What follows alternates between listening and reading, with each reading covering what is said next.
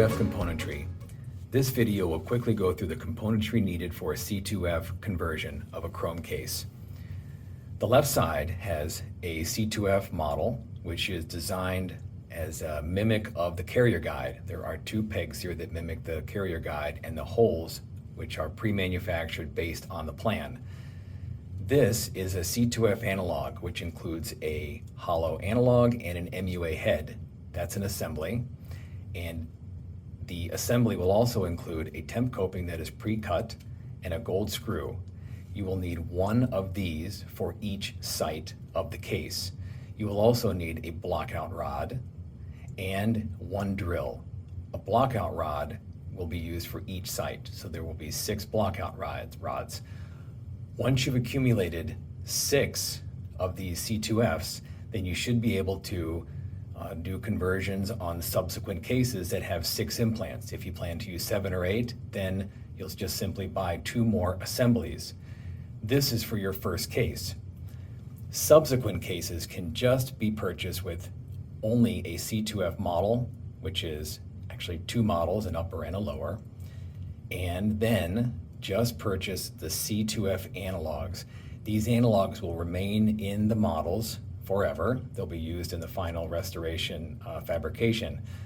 So after your first case, just purchase the analogs and then use the componentry from the first case to assemble in the second case and third case, etc. Those are the C2F components. C2F models and articulator.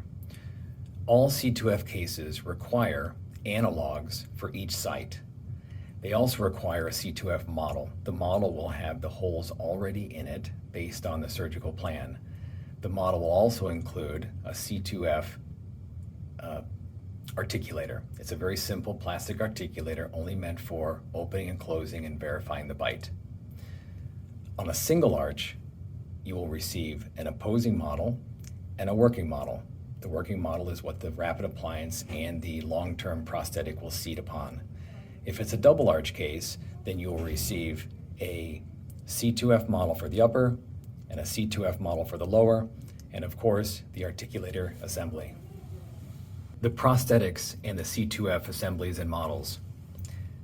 All cases will have the C2F model and the articulator.